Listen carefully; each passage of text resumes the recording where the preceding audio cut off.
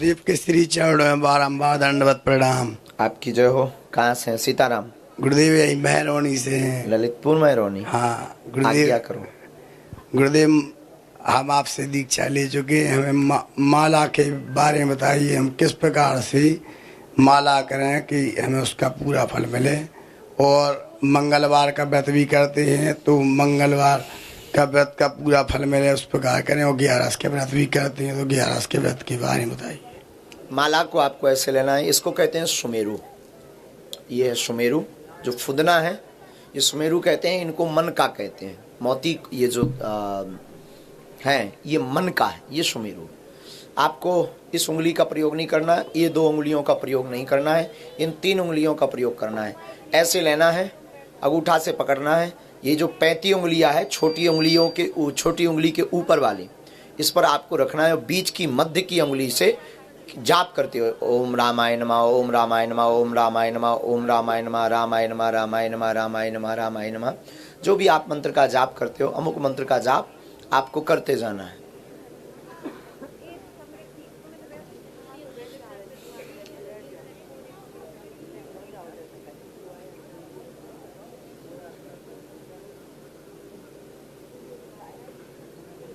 गोमुखी या वस्त्र के अंदर ढककर रखना है, माला कोई देख ना पाए।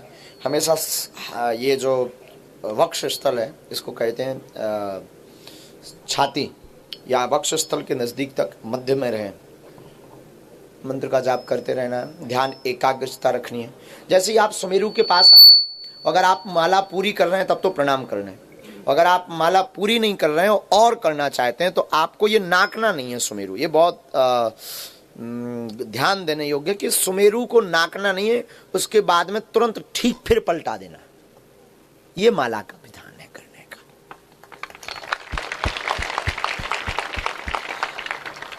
प्रातः काल सायं कभी भी कर सकते हैं। माला को प्रणाम जल से जल, ये जो सुमेरु है, सुमेरु में जल तिलक चंदन लगाना और फिर सुमेरु को ऐसे मस्तक पर लगा करके गोमुखी में सुरक्षित पवित्र जगह पूजा स्थल पर आपको रख देना। ऐसा करने से माला का संपूर्ण प्रतिफल अमुक साधक को प्राप्त होता है। मंगलवार के व्रत के बारे में आपने हमसे पूछा है।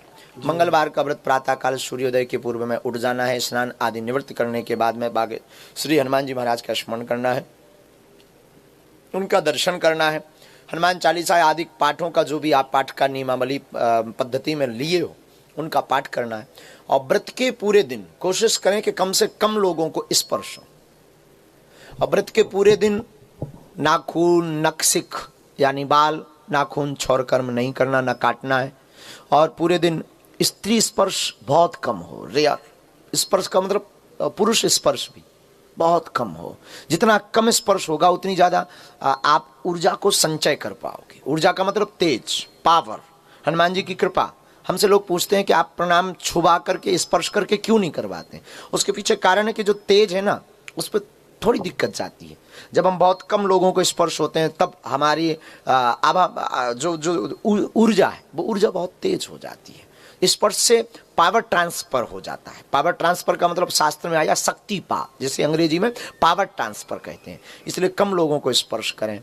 सायंकाल सूर्य अस्त के पहले अपने हाथ से अगर आप भोजन करते हो तो अपने हाथ से बना करके भोजन पवाओ। एक ब्राह्मण को पवाओ, मंदिर के पुजारी को पवाओ, पूजा पाठ, फिर आरती करो, फिर जय जयकार करो हनुमान जी की, सीताराम नाम का कीर्तन गाओ। ऐसा मंगलवार का व्रत करने से संपूर्ण मंगलवार के व्रतों का फल प्राप्त होता है।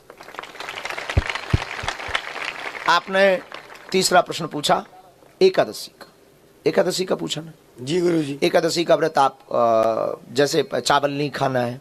एकादशी के व्रत में भगवान विष्णु का पूजन करना है, पंचामृत से अभिषेक करवाना है भगवान विष्णु को, और चावल चढ़ाना नहीं है भगवान विष्णु के ऊपर। तुलसी पत्र का प्रयोग करना है। एकादशी के दिन आपको ब्राह्मणों को भोज करना है। 3 काल की संध्या, प्रातः काल, दोपहर और मध्यम यानी सायं, तीनों समय पर भगवान का ध्यान करना, माला करना, एकादशी व्रत कथा की पाठ करना, व्रत कथा को सुनना।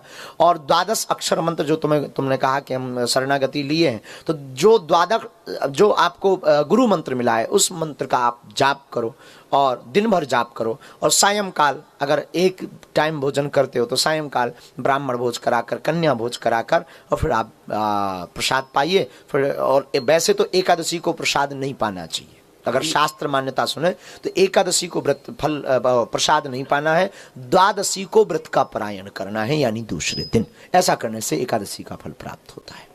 धन्यवाद।